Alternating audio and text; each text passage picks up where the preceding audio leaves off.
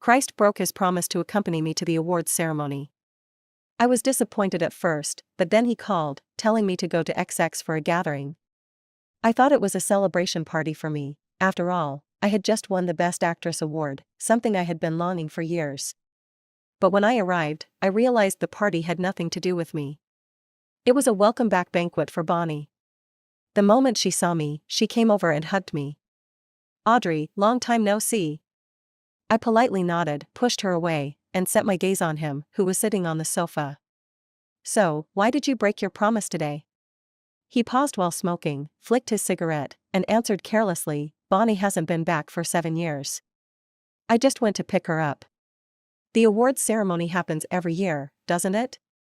So, the reason he bailed on me was to pick up Bonnie. A wave of bitterness and resentment spread through my chest. Sure, the awards ceremony happens every year, but this trophy, I had waited 7 years to win it. I wanted to share my joy with him the moment I received it. But when I stood there, holding the trophy in my hands, scanning the crowd for his familiar figure, only to find he wasn't there, how disappointed was I? He didn't care. In his heart, would I never weigh more than Bonnie? Even though I was the one by his side for the past 7 years. Bonnie raised her glass to me. "I'll apologize on Christ's behalf. He broke his promise because of me. I'll down this drink as a way to say sorry." I clearly saw the arrogance, the smugness, and the victorious glint in her eyes. I didn't take the glass. Instead, I sneered. "He's my boyfriend. What position do you have to apologize for him?" Bonnie's hand holding the wine glass stiffened awkwardly.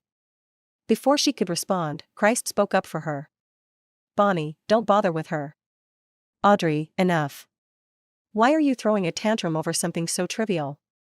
I turned and walked away. Bonnie bit her lip and said softly, "Audrey is upset. You should go after her. I don't mind taking the blame, but don't let this cause a fight between you two." One of his friends couldn't help but chime in. "Talk to her properly. She's always giving in to you. This time, it really is your fault." Christ stubbed out his cigarette, his tone laced with disdain. "If she has the guts, she should never show up in front of me again. But we all know who's been following me around like a stray dog, no matter how many times I push her away." I quickened my pace. He was right. I was always the one compromising. Every time he threw me a few sweet words, I would soften. But this time I was done. From that day on, Christ and I entered a cold war. I packed my schedule with work, trying to drown myself in busy routines. Yet, news about him and Bonnie still found its way to me. That very night at her welcome back party, he spent millions to display a citywide billboard ad saying, "Bonnie, welcome back." He secured Bonnie a role in Dan's new film, Dream See, a role that had almost been mine. I was already in the final stages of signing the contract. But just 2 days ago, the director called, saying they found a more suitable candidate. Turns out, that more suitable candidate was Bonnie. She never studied acting. She was a pianist. I had no idea why she suddenly wanted to be an actress. I had spent 8 years struggling in this industry, crawling my way up just to earn the right to audition for roles like this. But she got it, just because he said so. I once thought that at this stage in my career, I wouldn't have to face the same struggles as when I first started, having roles snatched away. But I never imagined that the one dealing me the heaviest blow would be the man I had been with for 7 years. It hurt so much that I could barely breathe. My chest ached, aching more than anything I had ever felt. He knew how much acting meant to me, how much effort I had poured into this craft over the years. But he didn't care. Or maybe, because it was Bonnie, he could hurt me as much as he pleased. My manager came rushing in after seeing the news. "What's going on? Isn't Christ your boyfriend? Why would he take a role from you and give it to someone else? Are you two fighting?" I stared at the flashing billboard outside, the words "Bonnie, welcome back" looping endlessly. It stung my eyes so much that they started burning. She came back, and he was so happy that he wanted the whole world to know. I pulled out my phone and sent him a message. "So, we're basically broken up now, right?" I was exhausted. I never thought I would be the one to say those 2 words first. 7 years, no matter how much warmth I gave, his heart never thawed. It was time to stop. He didn't reply. I let out a bitter chuckle. Guess that means we're done. My manager patted my back in comfort. You're too stubborn. When you were with him, I told you to ask him for more resources, but you refused. Now look, another woman shows up, and she gets a role in a famous director's movie. Forget it. It's over. With your looks, you won't have trouble finding someone better. There's a gala tonight. Maybe you'll meet someone interesting. At the gala. When Christ arrived with Bonnie, all eyes fell on me, waiting to see how I'd react. After all, our relationship was public. Whenever there was an event like this, he always brought me as his date. Bonnie stopped in front of me and smiled. Audrey, you look beautiful tonight. A lot of people are looking at you. Christ's gaze darkened as he scanned the room. Then, he smirked. Not as beautiful as you. I ignored them and walked away. The event was filled with industry elites, directors, producers, and big names in the business. I wanted to network, exchange contacts, and hopefully land a promising role. When I saw Dan, I decided to take one last shot at Dream C. I loved that movie. It was a reconciliation story, and some roles were still unfilled. I had barely started talking when Christ suddenly cut in. Don't bother. Bonnie doesn't like working with people she knows. You won't get the part. Bonnie wasn't even in the industry before this. What kind of nonsense was that? I gripped my wine glass tightly and took a deep sip, suppressing the burning anger inside me. It wasn't the right place to cause a scene. I turned to leave, but Christ grabbed my wrist. Listen, if you see Bonnie later, be nice. She's really upset that you're ignoring her. I swallowed the lump in my throat and spoke coldly. Let go. I have no obligation to care about her feelings. He refused, his expression turning grim. Bonnie soon walked over, frowning. I just went to the restroom. Are you bullying Audrey again? Then, the ground began to shake violently. Someone screamed, earthquake. Panic spread as people rushed to escape. The massive chandelier above us started to fall. The hand gripping my wrist suddenly let go. In the next second, Christ threw himself over Bonnie, shielding her as they tumbled to safety. And the chandelier crashed down on me. Warm blood blurred my vision. In the face of life and death, a person's first instinct is the truest. Between saving me and saving her, he didn't even hesitate. Even though he had been holding my hand. The pain, this excruciating pain in my heart, was even worse than the injury to my head. The intense agony overwhelmed me.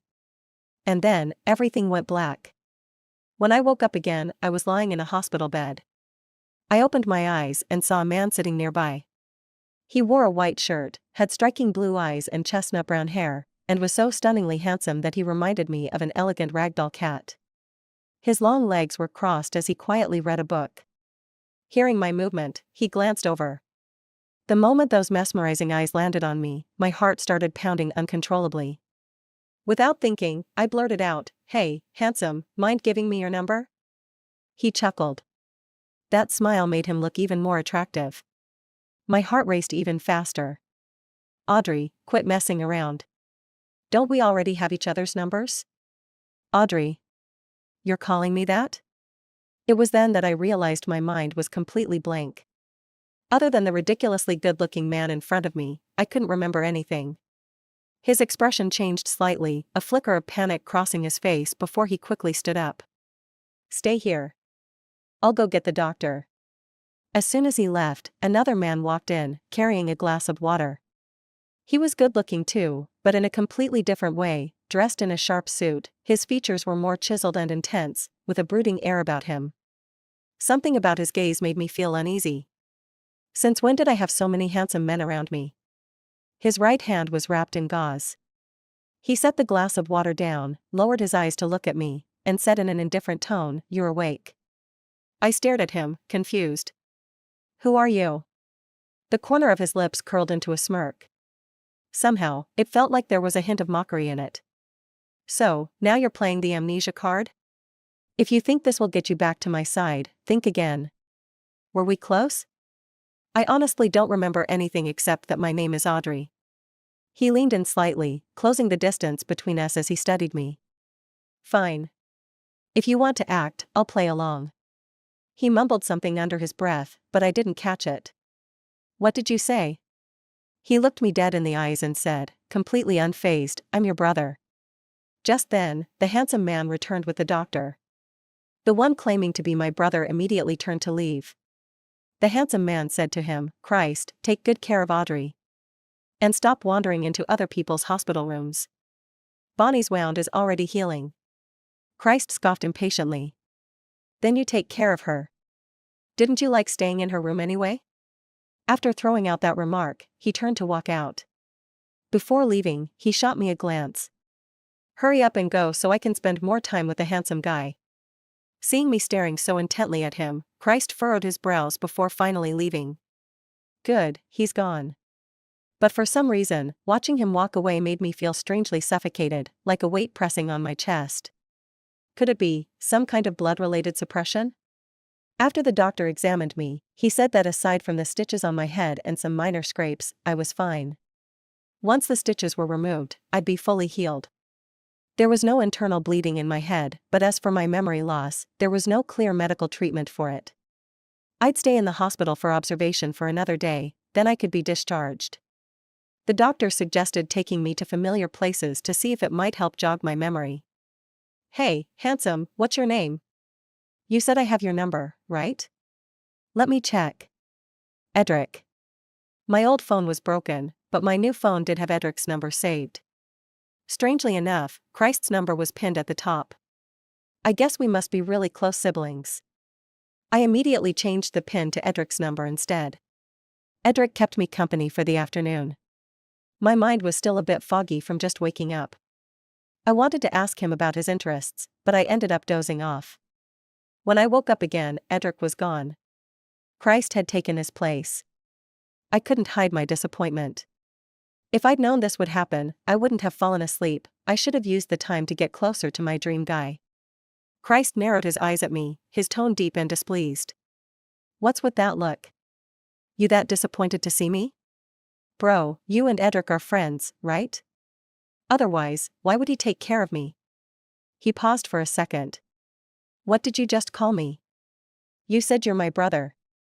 Since that's the case, you should help me win over Edric. My happiness is in your hands. He pulled out a cigarette, looking frustrated.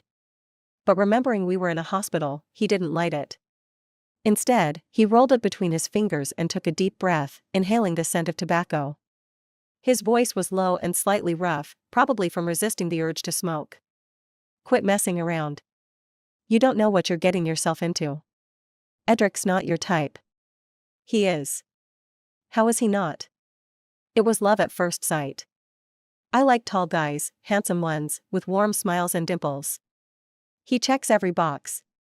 Christ let out a strange, low chuckle, then crushed the cigarette in his hand, getting tobacco all over his fingers before tossing it into the trash. Fine. I'll help you. After I was discharged, Christ had Edric take me home. He, on the other hand, had to accompany some girl named Bonnie to a filming set. I walked up to him. Bonnie looked at me apologetically. Audrey, I'm so sorry. Christ has to go with me. It's my first time acting, and I'm really nervous. I waved it off. No worries. If he's willing, that's his choice. Christ was obviously trying to pursue her. Not my problem. I turned to him with an excited smile. Thank you. You're really putting in the effort to create alone time for me and Edric. His expression darkened, and through gritted teeth, he said, Don't mention it. Just as I was about to get into the car, a swarm of reporters suddenly surrounded us. By now, I had learned that I used to be in the entertainment industry, and apparently, I was doing pretty well. But my manager had told me all my projects were on hold for now. I needed to rest before making a comeback. Microphones were practically shoved into my face. Miss Audrey, how do you feel about Christ saving Bonnie first during the earthquake? Are Christ and Bonnie dating? How long have they been together? Do you know? I didn't understand why the media was so hyped up about this. And why was Christ staring at me like that, his gaze deep and unreadable? It made me feel uneasy. Even if I was his sister, I couldn't morally demand that he save me first. At most, he was just being a little disloyal. Was he afraid I'd badmouth him in front of the media and embarrass him in front of his crush? Well, who he chooses to save is his business. And whether they're dating or not, shouldn't you be asking them? What does it have to do with me? Christ clenched his jaw at my response, looking like he was itching to punch something. Silently, he mouthed, "Audrey, well played. If you're gonna compliment me, just say it. No need to look like you want to strangle me." He got in the car and slammed the door shut before driving off with Bonnie. I was still surrounded by reporters, struggling to get through to Edric's car. "This is Edric's car. Are you two together now?" "I came to pick her up from the hospital," Edric said calmly as he shielded me from the press. "Crowding the hospital entrance like this disrupts other patients. I trust that as professionals, you wouldn't want that." With just 2 sentences, he had them backing off. Moral pressure? Now that's a power move, Edric. I liked him even more. That evening, I invited Edric to play an online game with me, and just then, Christ came back. I was grinning like an idiot, chasing after him the entire game. If someone attacked me, I immediately tackled. And he? He chased them down relentlessly. "Edric, you're really good at this game. Can you play with me more often? Just call me whenever you want to play. I'm always available." A shadow suddenly loomed over me. I looked up to see Christ standing in front of me, his expression cold as ice. This guy never has a pleasant face, ever. Annoying. "Stop playing. I haven't eaten yet." I answered casually, "It's already 7:30. You still haven't eaten?" "I just saw some leftover fries in the kitchen." "Go heat them up." "I don't eat leftovers." "Then order takeout." He took my phone away, gripping my shoulder tightly and pressing me down onto the couch. "In the past, you wouldn't let me eat fries, saying they had no nutrition. You wouldn't let me eat takeout either, calling it unhealthy. You used to go out of your way to cook food you knew I liked. Well, this little sister sure used to act like a full-time caretaker." I glanced at my game screen, my character was about to die. Pushing Christ aside, I grabbed my phone. "Then just go hungry." When the game ended, Edric said he had something to do and logged off. I turned to see Christ clutching his stomach, slumped on the couch, staring at me with a mix of resentment and grievance, like a mistreated, abandoned dog. Seriously? A grown man pouting because he didn't get fed? It didn't suit him at all. Not my problem, though. He wouldn't actually starve himself. I got up, ready to head upstairs for a shower and sleep. "Audrey, my stomach hurts." I heard his pitiful voice behind me. "Then get someone to buy you some medicine." "I'm tired. I have a lunch date with Edric tomorrow." Halfway up the stairs, I glanced back at him. His eyes lit up. I smirked. "Thanks for telling me he likes gaming. By the way, do you know what food he likes?" His body tensed on the couch. After a pause, he lowered his eyes and rasped, "I don't know." "All right, I'll just ask him myself. Getting to know each other better might strengthen our bond." He looked like he was in real pain now, hunched over, his fingers gripping the couch so tightly they turned white. For dinner, I picked a private dining restaurant, good privacy. And guess who else showed up? Christ, with Bonnie in tow. Bonnie insisted we all sit together, saying it'd be more fun. Christ didn't object. She pulled me straight into a private room and asked with concern, "Audrey, will that injury leave a scar on your forehead? I heard stitches can cause permanent hair loss." I immediately returned the concern. "I have plenty of hair, losing a little won't matter. But you should be careful. Earlier, I noticed your middle parting is almost a finger width wide. Maybe try stressing less to keep your hair from thinning." Edric chuckled at my words and reassured me, "You won't have a scar. There are lots of treatments to remove them now." Christ, on the other hand, just sat there silently. When the server handed over the menu, I asked Edric, "What do you like to eat?" "Fish. No organs. Spicy is good. Other than that, I'm not picky." "All right, I'll order the house specialty, it fits your taste. You decide." "My treat." "No way. I said I'm treating you." "Fine, then I'll treat you next time." I added a few dishes I liked and handed the menu to Bonnie. She glanced at me while ordering. "Audrey, you and Edric seem really close now. Isn't that right, Christ?" Christ said nothing. I smiled. Yeah, it's like that. What do they call it? Imprinting? The first person you see, you naturally grow attached to. Edric seemed a bit unhappy. Are you saying you see me as your mom? Of course not. You're a guy. You better remember that. Christ suddenly scraped his chair back with an ear-piercing sound. Going out for a smoke. Edric said he'd join him. I sat for a while, but honestly, Bonnie and I weren't on the same wavelength. Nothing to talk about. So I got up and headed to the bathroom to hide for a bit. Turning a corner, I saw Edric leaning against the wall, a cigarette between his fingers. He took a drag and tilted his head back, exhaling a trail of smoke. First time seeing him smoke. Weirdly attractive. He spoke. Christ, you and Audrey are over now, right? Christ didn't respond. The cigarette burned down to his fingers before he finally said. What's that supposed to mean? I need a clear answer. If you two are done, I'm going after her. Christ crushed the cigarette in his left hand and tossed it into the trash. He let out a cold, mocking chuckle.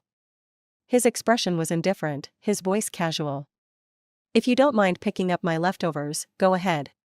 Edric's fist landed hard on his stomach. You talk about a girl who gave you 7 years of her life like that? Pathetic.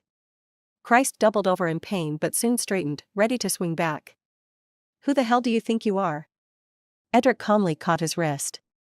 Don't make a scene. We still have dinner to finish. If the reporters get wind of this, it'll be a mess. Since you admitted it yourself, you're done with her. I'll make sure she moves out and never sees you again. With that, he let go, took one last drag of his cigarette, and walked back inside. 2 bombshells in one go. My mind was spinning as I entered the restroom. Christ wasn't my brother, he was my ex. And Edric wanted to pursue me. So the best hunters really do appear as prey first. Christ calling himself my brother was clearly a move to push me away, to keep me from clinging to him after the breakup, so he could chase after Bonnie. No wonder every time I saw him, my chest felt tight. No wonder the reporters were so excited that day, asking me about their relationship. No wonder Christ's chat was pinned at the top of my messages. I must have cared about everything related to him. No wonder everything in the house came in pairs, like a couple's home. Turns out, it really was. Now, everything made sense. I splashed some water on my face, trying to look composed, then headed back to the private room. Everyone was sitting where they had been, calm and collected. Except Christ barely touched his food. When we finished eating, just as we got up, he suddenly clutched his stomach and collapsed to the floor. His gastritis must have gotten worse. Bonnie panicked and grabbed his arm, calling his name anxiously. I said, "Call an ambulance." Bonnie obeyed. I took Edric's hand and turned to leave. But then my left hand was caught. Looking back, I saw Christ kneeling on one knee, pale as a sheet, trembling from the pain as he gripped my wrist. You're not coming with me to the hospital? No. Bonnie's with you, that's enough. I wouldn't be of any help anyway. Edric and I have a movie to catch. It's about to start, we'll be late.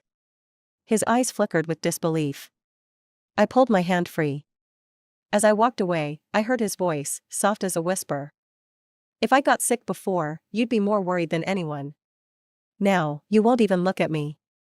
Too bad. That was the past. Now? I've forgotten. No matter how much he hurt, I felt nothing. Just a bystander. After the movie, we were taking a walk. Just as Edric was about to hold my hand, my phone rang. I saw that it was Christ calling.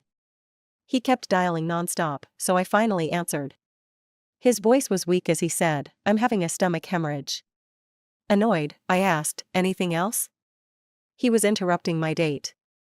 There was a long silence on the other end. Then he asked, "You're not coming to see me?" No need. I'm not a doctor, and I'm not medicine. If there's nothing else, I'm hanging up.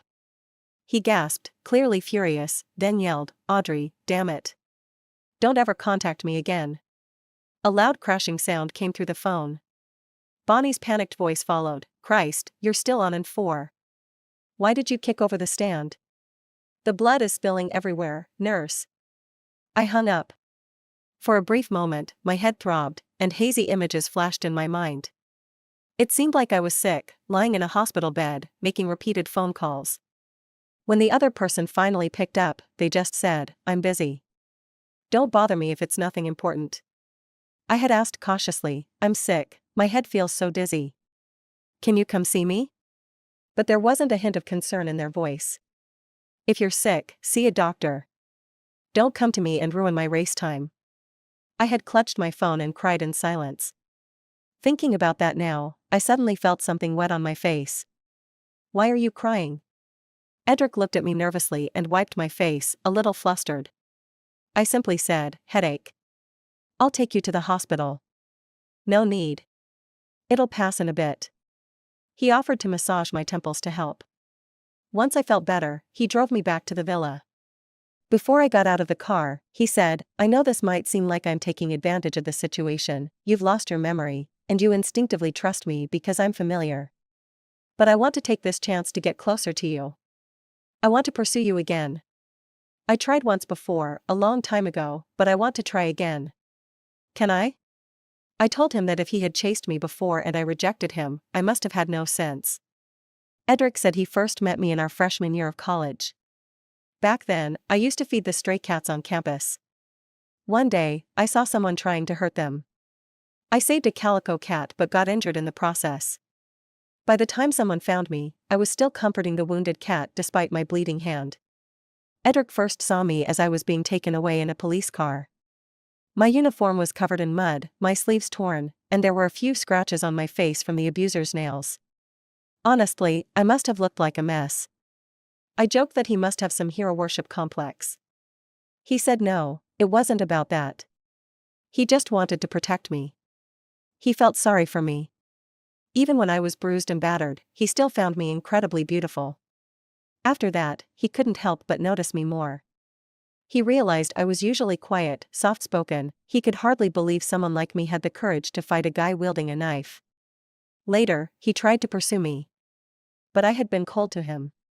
At a group dinner where our friends teased us, I had taken him aside and told him bluntly to stop wasting his time. I told him we had no chance, I already liked someone else. At the time, he had asked me, if I had met you first, would I have had a chance? I had only said, I don't answer hypothetical questions. There are no ifs in this world. Now, life had given him a second chance to start over. I hesitated. Right now, I was happy. I liked him, too. But was this just a dependence caused by my memory loss? And what about my memories, were they a ticking time bomb? If they returned, would I end up hurting him again? I voiced my concerns. He told me, even if all I gave him was a short-lived romance, he would cherish it. He had dreamed of being with me for so long. Even if I left him after regaining my memories, he wouldn't blame me. After saying that, he was so nervous he couldn't even look at me, his fists clenched tightly. Seeing how cautious he was, my heart ached. I softly said, "Okay." Hearing my answer, Edric looked up, his eyes curving into bright crescents. Overjoyed, he pulled me into a tight embrace. The next day, I decided to look into my assets. As a top-tier actress, I own several properties, including one near Christ's Villa. Seems like, in the past, I really did revolve around him. Without hesitation, I packed up all my belongings from that house. Anything couple-related, I threw away. Clothes, I cleaned out completely. Then I called a moving company and had everything sent to my own villa. While I was sorting things out, Edric called. He said he needed to return to our city. His grandmother was sick. Since I had nothing urgent to do in B City, I offered to go with him. Edric's grandmother was already in the hospital. The diagnosis was mid-stage lung cancer. I grew up with my grandma, he said, looking deeply guilty. But I'd been so busy these years that I neglected her. If it weren't for you reminding her to get annual checkups, they wouldn't have caught it early enough for treatment. She wouldn't want to see you looking like this. He straightened up, then took me to his family home. As soon as we arrived, a calico cat darted out and leaped into my arms, licking my hand with its tiny tongue. I found it incredibly affectionate and adorable. Edric smiled and told me, "This is the cat you saved back then. It probably still remembers that you were the one who rescued it." After that incident, he had taken the cat in and raised it for 8 years. I stayed with Edric in our city for 2 months. But his grandmother was already old, 70 years old, with a frail body and deteriorating health. The cancer had spread, and she was in the final stages. The doctors said she had at most 2 months left. Any further treatment would only prolong her suffering. Edric thought about it for a long time and finally decided to bring his grandmother home and take care of her himself. Her final wish was to see Edric get married. I brought up the idea of holding a fake wedding with him, just to make her happy. But he refused, saying he didn't want to force me into something like that. If we held a wedding, the media would surely make a big deal out of it, and he was afraid it might affect my future. I teased him on purpose. "Oh? So you never really planned to marry me in the first place? Dating without marriage in mind is just playing games, you know." He immediately denied it, repeatedly assuring me that he was serious. He even raised his hand and swore that if I were willing to marry him, he would be over the moon. I laughed. Then what's the big deal? I don't mind. If a fake wedding can fulfill your grandmother's last wish, it's worth it. Sadness flickered across his face. You might regret this after you get your memory back. These past 2 months, with his grandmother's illness weighing on him, his mood had been low. I stepped forward and hugged him, tilting my head up to look at him. Where's your confidence? You're so handsome, why would I regret it?